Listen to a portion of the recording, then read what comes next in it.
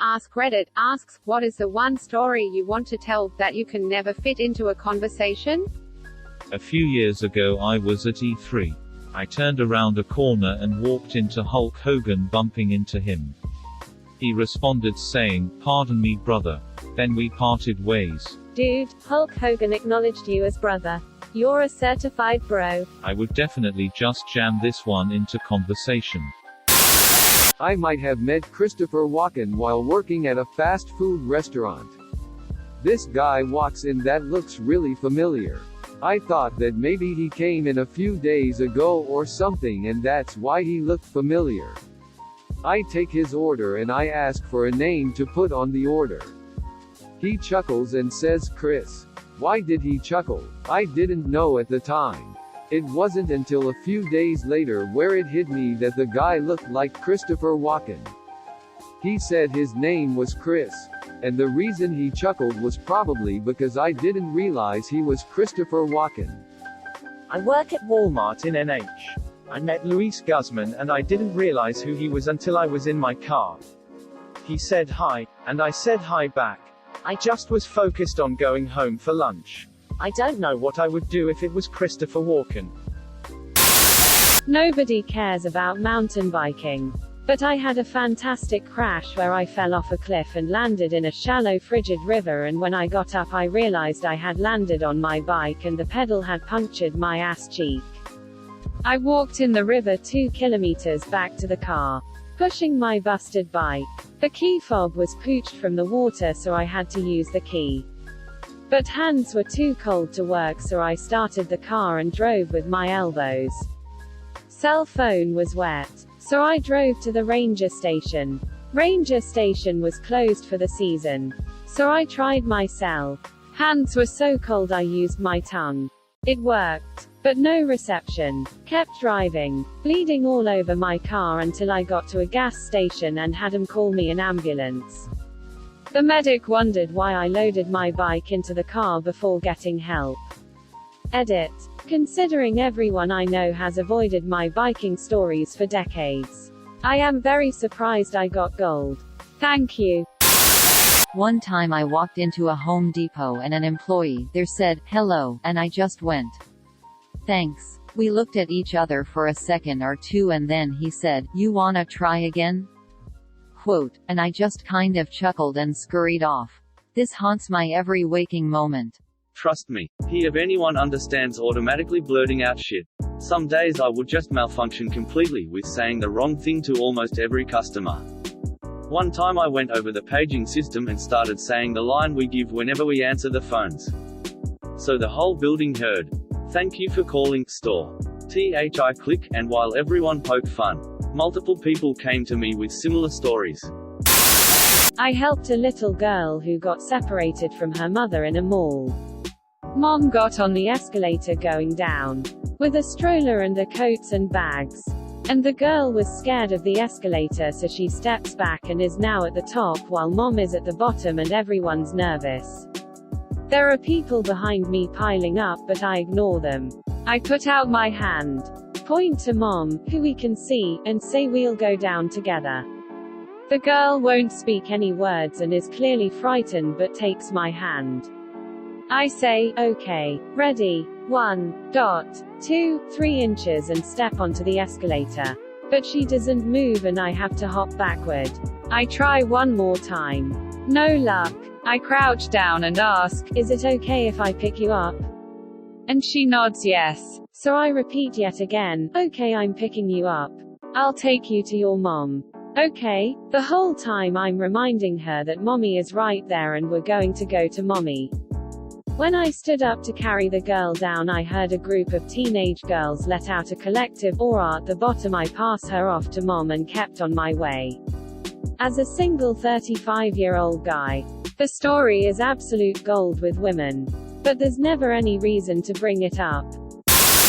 I got done with my bartending shift in a college town over a summer, and headed over to my friend's house for after bar. Everything in this town was walking distance. And since it was summer, it was fairly quiet night at around 4:00 a.m. as I'm walking home from the after bar by myself. Suddenly, a couple of guys come up behind me, completely wasted riding a tandem bike.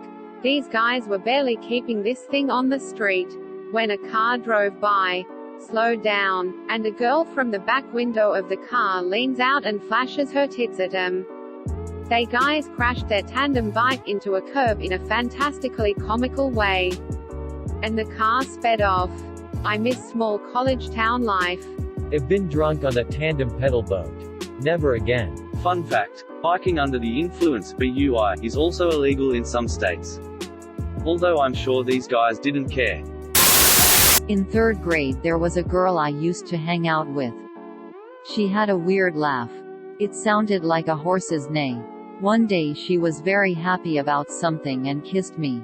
After that whenever I laughed it sounded like a neigh too.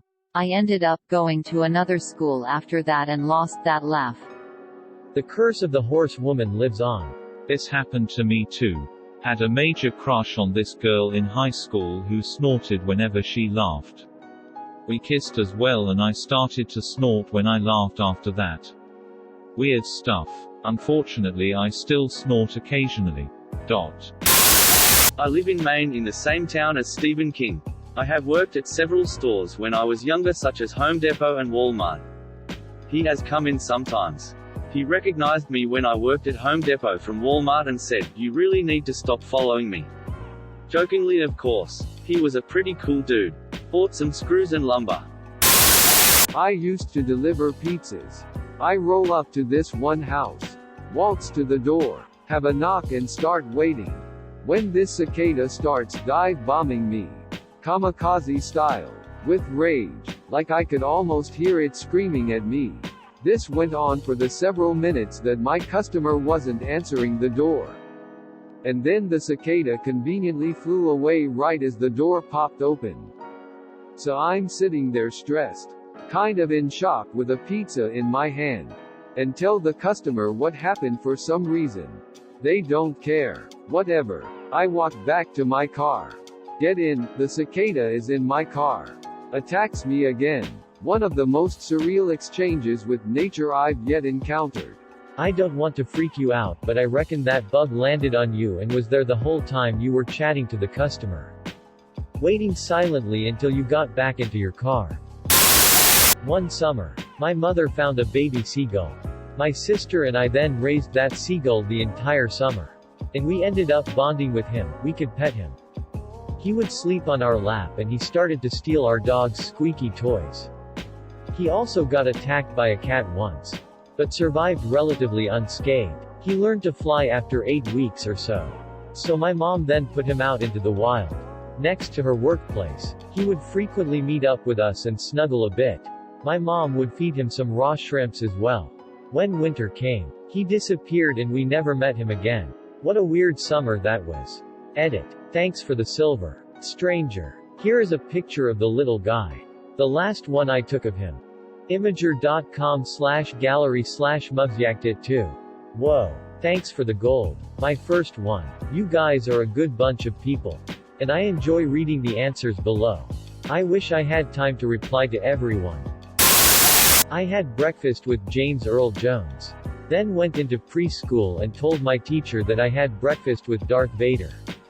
She didn't believe me until an article in the paper came out the following week about him being in town. When I was a kid I had this awesome Supersonics hoodie. It was my favorite piece of clothing I owned and I wore it all the time. One Halloween, we were lighting off some fireworks. One kid shot a Roman candle at a light post and it bounced off. Came right back down and landed in my hoodie pocket. Burnt a hole right down through the whole thing. I looked for a new one but at that point the Sonics were gone. For those that don't know, Sonics were a Seattle NBA team that the douchebag Howard Schultz sold to out-of-towners for no reason. Fast forward many years and I'm walking through a shopping outlet and see my old hoodie. I buy it on the spot, of course. It felt like being reunited with an old friend.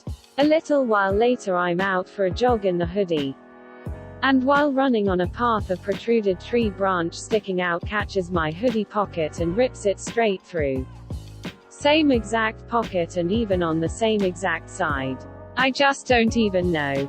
Went back to the outlet and of course the shop has shut down permanently. I got my sister to sew it up. But it doesn't have the same clean look it used to. I won a Nintendo Switch in a cereal box. The problem with telling the story is that it's not interesting enough to fill in the details once I've explained the ending. I'm gonna do it anyway. Though, I had gotten Honey Bunches of Oats, my favorite cereal, and I was eating it for breakfast in my dorm. I had woken up earlier than usual, so I had a decent amount of time before my first class. I had just finished the box and I was gonna go recycle it. But I saw there was this promotion on it that you could win one of 500 prize pack, containing a Nintendo Switch and Super Mario Odyssey. I just kind of had a moment where I was like, fuck it, I got time. I plug all the information into the website, and the screen shows a Mario question block and the instructions to click on the question block a few times. If a mushroom popped out of it, then you were a winner. So I click a few times. Coins pop out of the top. And then all of a sudden this mushroom slowly rises from the top of the block. I was in total disbelief. And I was like, nah, I probably misunderstood the directions.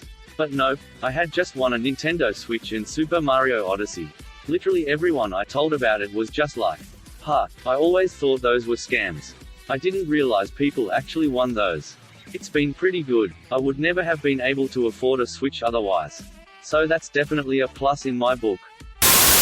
Once my wife and I were on one of those supermarket ramps that move like escalators.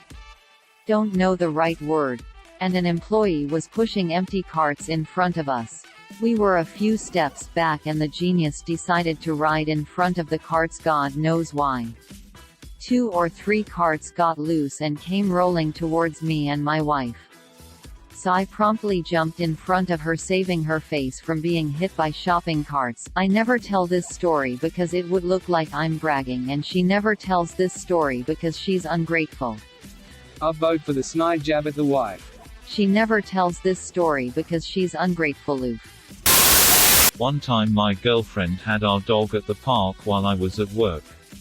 She called me frantically saying the dog ran off. Said the poor pup got spooked by a cyclist and bolted. This dog was very well behaved and obedient, and had never done this before. We eventually find her a couple miles away, in the front yard of the house I first lived in with the dog. Neither I nor the dog had been to that house in years. Yet she somehow found her way straight there over all that distance. After all that time. Dogs are incredible. Shadow. The curse of the horsewoman lives on. Some can still hear her to this very day. Edit. Thank you for my first silver. And on my cake day. Mysterious stranger. Don't choke on your juice again though. Be a little more careful. One time I was on the bus toward the back but in front of the second door in the back. As we're going down the road I noticed the guy in the seat crossed the aisle is sitting there jerking off. I mean, the whole thing was out and he was going to town. There was a mom and her kids 2 seats in the front sideways facing seats and I'm pretty sure he was looking at the kids. Just as I noticed the bus pulls up to a stop and the mom and her kids, who were probably around 7 to 5 YO range, get up to exit out the back doors. I bolt to my feet and block their way down the aisle and yell, "You need to go out the front door." The poor mom looks at me and starts to protest, but I just make myself big to block their way and start herding them to the front door. As she was exiting the bus I tried to quietly tell her what was going on, but she was pretty mad at me and didn't let me get close enough to say anything. I think about this often. I was probably their villain of the day and I actually might have saved them from real harm. Dude, Hulk Hogan acknowledged you as brother. You're a certified bro. I once ripped an ass cheek open while hopping a fence. Gate latch got me. I've never met anyone else who's tore a cheek before. Brothers in bums. Wait, are you my husband? Because he also caught a fence latch with his butt cheek. Hash Bumstead. Get in my office. Quote exclamation mark. Dot. When I was maybe 12 to 13, my parents found a USB drive. Not knowing what to do with it, they gave it to me. curious, I put it in my laptop and see it full of data, 15/16 GB. All the files were military profiles of individuals in the Army. Some PowerPoint slides of research. Some of these profiles had social security address ranks and where they were stationed at. Some were still in Iraq. I removed the USB thinking they can be tracking this. I asked my dad where he found this. He said it was on the train stop in the airport. Still have it, never plugged it in unless I was at my high school or university to see what other stuff it had. Edit. Going to find it and destroy it. Thank you for watching. Please like and subscribe to support the channel, and above all, have an excellent day, you wonderful people.